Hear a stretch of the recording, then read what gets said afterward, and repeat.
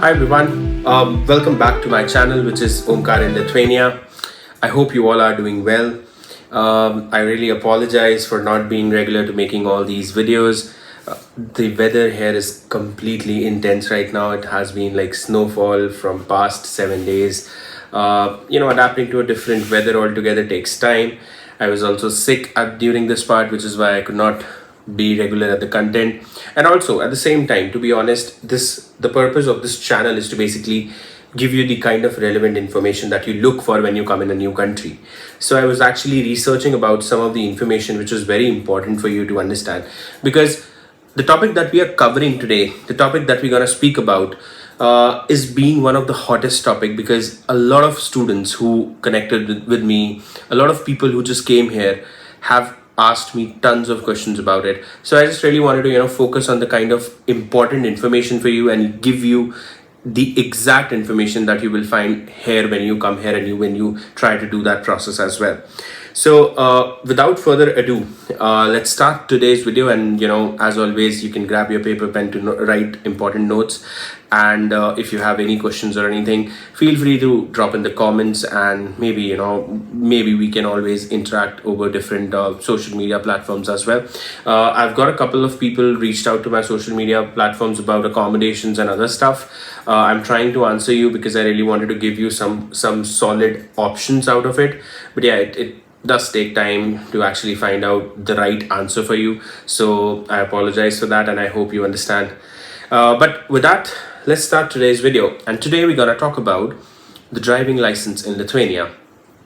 A lot of students come here, a lot of students who are doing masters, who are doing PhD, a lot of bachelor students also who comes here and they want to have a driving license. It's one of the very essential things. And obviously, if I talk about the fines, they are enormously huge. So you might be charged 100 euros, 200 euros just for the some silly mistakes that you actually do in Europe. So when we talk about your driving license, so the first relief that you can get, and obviously there's like no official record for it, but this has been there across the country, and I've spoken to a lot of other people. I've even spoken to the police in that case. But they accept your Indian driving license or your country's driving license from the date of your arrival to the next 6 months. So basically, in the first 6 months, you don't need a driving license. You don't need IDP. You don't need any other driving license to drive in Lithuania. Obviously, whenever you are driving a vehicle, just make sure that the vehicle is insured. You are following all the traffic lights, all the traffic rules. You are maintaining the kind of distance required. During this time, since even in today, it's a 10th of January, there's so much of snow that I've literally seeing cars skidding around the road, so which is obviously dangerous. So I'll help you understand like what to do in these kinds of process as well. Plus, well, let's also talk about the driving license in general, like how should you apply for it.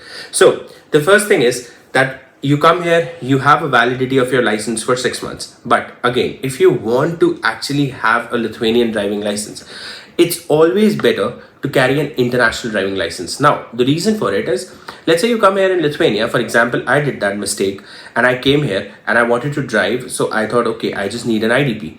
Now, IDP costed me around $70, which is around 65 euros, and 60 to 65 euros.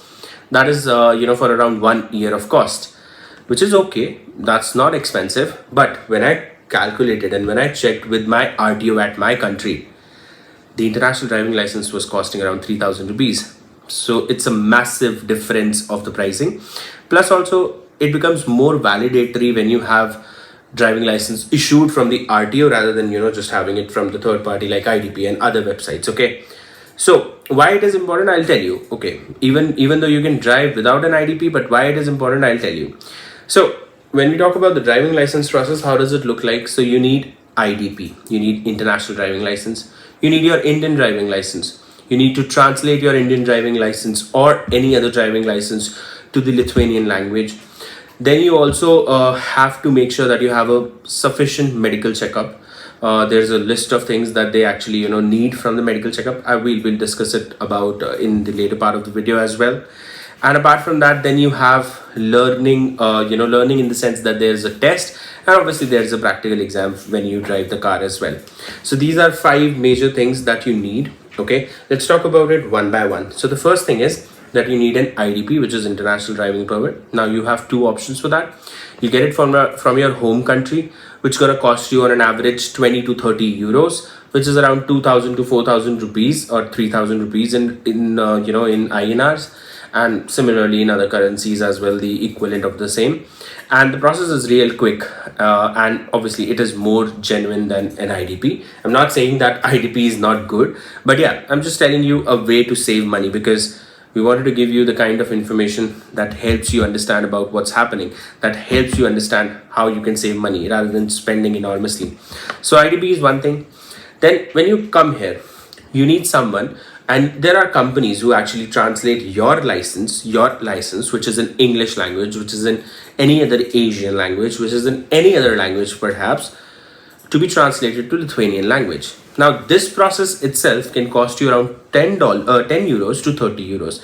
It depends on the vendor. It depends on, when you go, there's how much demand it is. It's like all demand and supply game. But yeah, you can get it done from 10 to $30. Okay.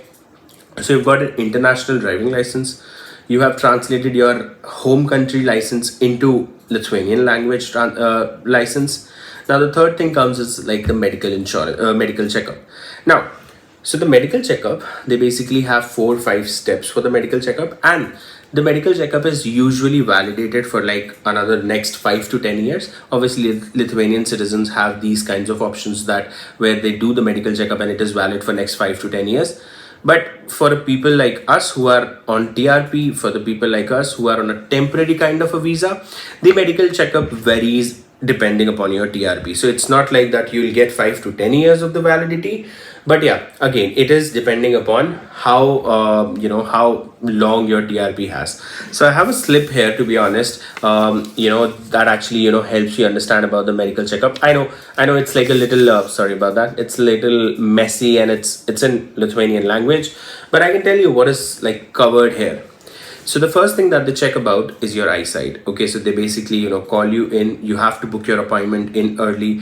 Then you'll get an appointment. You have to go there. Now you can go in a government clinic, in a private clinic. But the cost, I'll discuss about the cost as well in the later part. So you have to get your eye checkup first. Okay, that's the first step. They will also check your BP. They will also check your blood pressure and heart rate. That's the first step.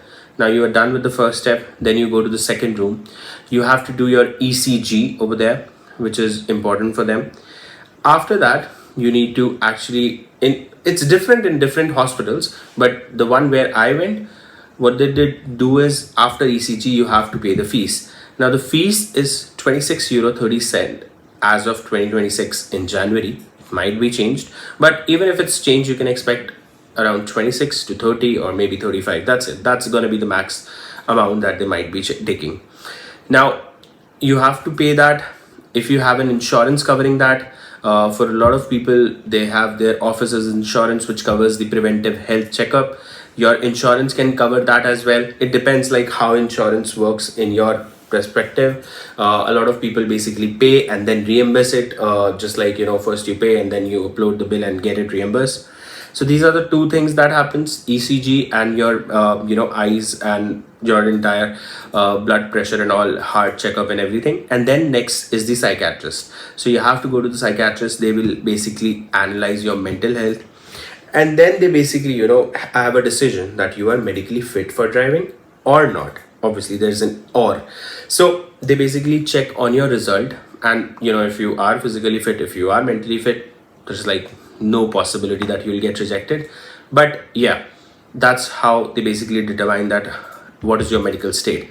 And once you get the certificate, that is the job done.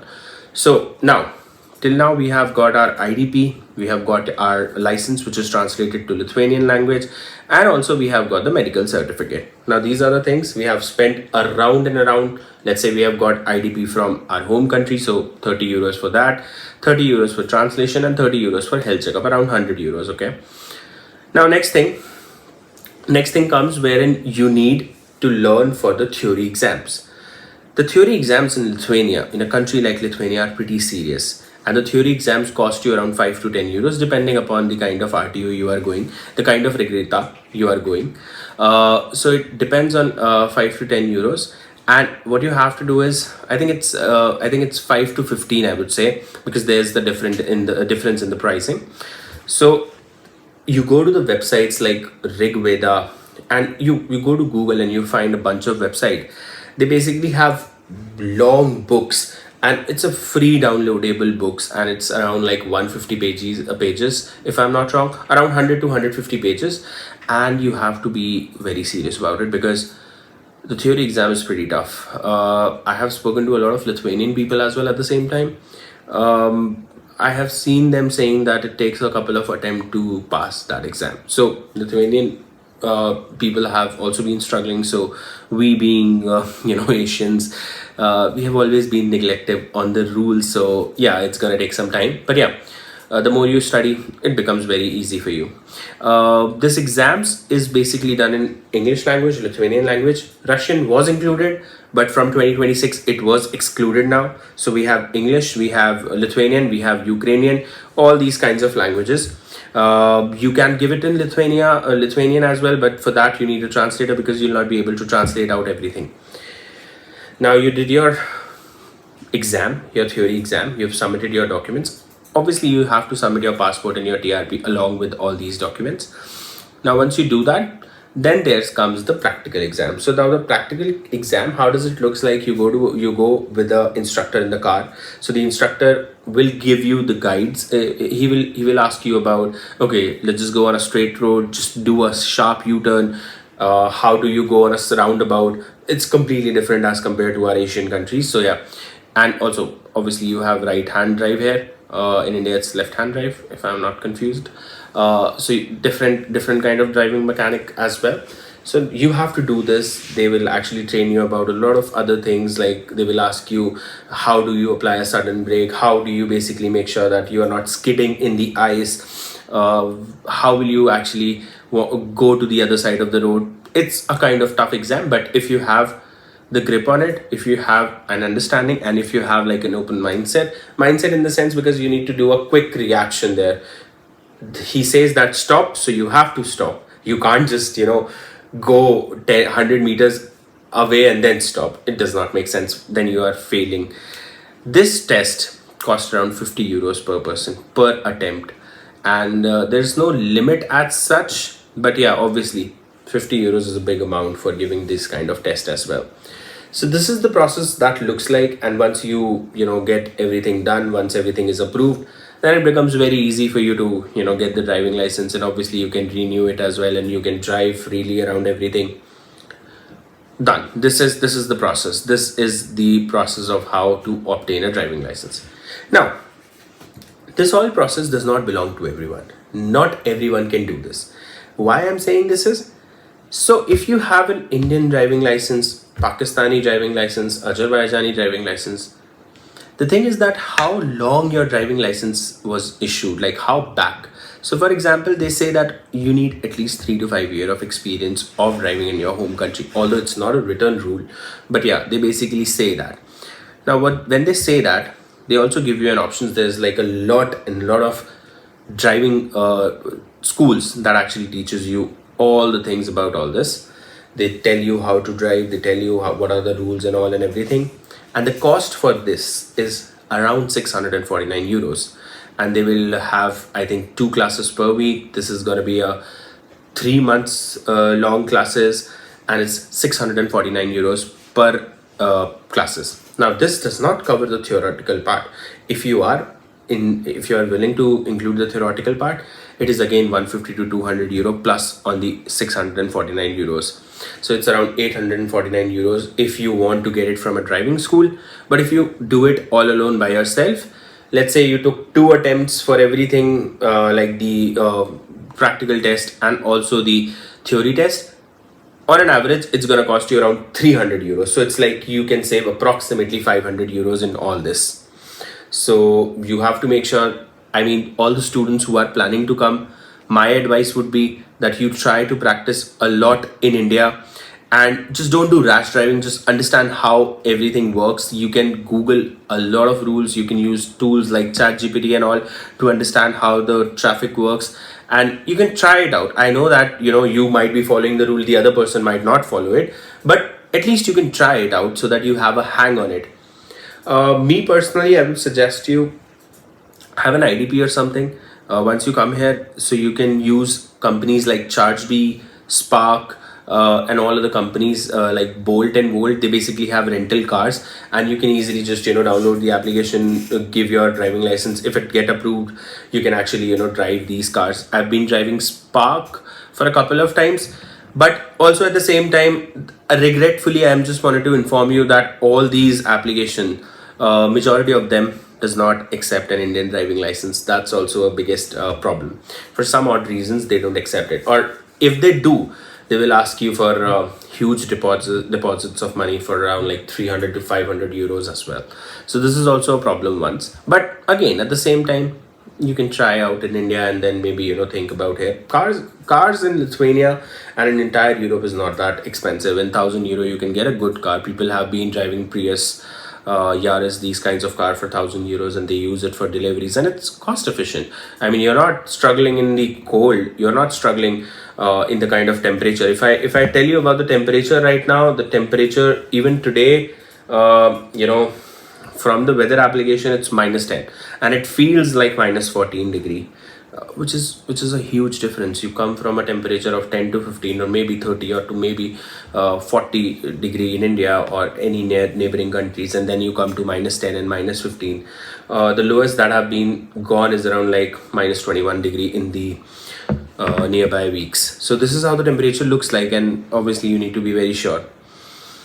Now this is done, you got the driving license. Now there are some things that I really wanted to tell you that I didn't want anyone to mess around. It's okay, it's fine that you drive. Sometimes humans tend to make mistakes and error. Let's say if something happens, something bad happens, and you met an accident. Always and always, just don't do it like that. Okay, you just try to put your car away from the accident scene. Stay there, even if it is your mistake, even if it is your fault. Call the police and let them come there, because the insurance companies in here actually pays you the kind of damage similarly like India. But if you move the car, if you actually just let's say moved a car little bit, the insurance validity goes off, because they basically say that you actually hampered the crime scene, you actually hampered the problem, you actually hampered the entire accidental part and all and everything. So I would always suggest you that drive very carefully. Always make sure that you have a valid insurance, you have a valid whatever the documents are required in terms of your health documents, in terms of your license and all and everything. And just please understand this, that this is a completely whole different scenario. People don't do rash driving. Oh, okay, with that I'm not saying that people don't drive faster. People have very cool German cars, they have BMWs, they have Audis, and they basically use the full throttle at the same time. But again, they have that kind of control and they can manage that speed as well at the same time. Why this is difficult for a people like us is because we are switching from a different side of driving to a different side, and you need a good kind of experience. I'm not saying that everybody will have this problem. Maybe some people will just drive very greatly, but again, you always be cautious, because at the end of the day, if you have to pay more than what you have earned, it's not what you want to have. So this is all about the driving license, and I just wanted to share this information once I be in the process and I give you the kind of complete understanding.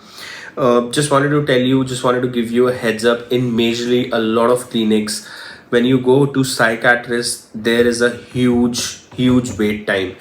Around 20 days wait time is there in the psychiatrist department. Like, you call them and you get an appointment, so they say that okay, come after 20 days for an psychiatrist appointment.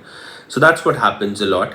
And then the fuel prices are pretty much similar to what in India. It's like 1.5 euros per liter per gallon, okay, per liter. So which is around like in India, it's I believe it's 104 or 105 rupees per liter. So here it is around 150 to 160 rupees per liter. But again, the best thing that you'll notice here, that the car runs over 300,000 400,000 kilometers. they are so well maintained. It's just because like the infrastructure, it's just because of the roads and all and everything. But with that, again, at the same time, you need to be sensible enough to take these decisions. You need to be sensible enough to actually understand that, okay, which car to buy and all and everything. Lithuania has a huge market. Facebook Marketplace is one of the best options where you can just find used cars and all and everything. And at the end of the day, I would always say that, follow the rules, because even today, there was so much snow. I think yesterday there was so much snow that the government actually just made a warning for everyone that there's so much snow, the road is covered in snow, so please don't go outside until and unless it's necessary. So you have to respect these kinds of things, and you have to actually follow these rules and all and everything. But with that, I think if you follow this process, and I hope I was able to clarify all the questions regarding your driving license process. If you still have any questions, please feel free to reach me up. I try to respond to everyone very quickly, but at the same time, there are some human delays which are possible because I have the other things as well. And it was a pleasure, finding about all this information and sharing it with the people who are in need. I hope this video gives you the kind of knowledge you're looking out for. And with that, thank you so much once again for giving your time for this video. And forever, just like, share, subscribe. If you do that, I just get motivated to make more content, and I just get more motivated to actually understand that what you need and what is important. Next couple of videos, we're gonna also cover about in detail about some other cities and the accommodation there. I am still finding out the information for that, but yeah, that's one of the important things that we're gonna look out at. And apart from that, I am up for all the suggestions, all the important information that you need. If you want, we can do college by college for you to understand about which college is giving which kind of course, what is the options, what is the best things that you can see. And at the end of this video, I just wanted to share the kind of insight about how Lithuania or Vilnius looks like right now with a lot of snow, so that you all get motivated enough to come here as quickly as possible. Once again, thank you so much. Please like, share and subscribe, and thank you so much. Bye.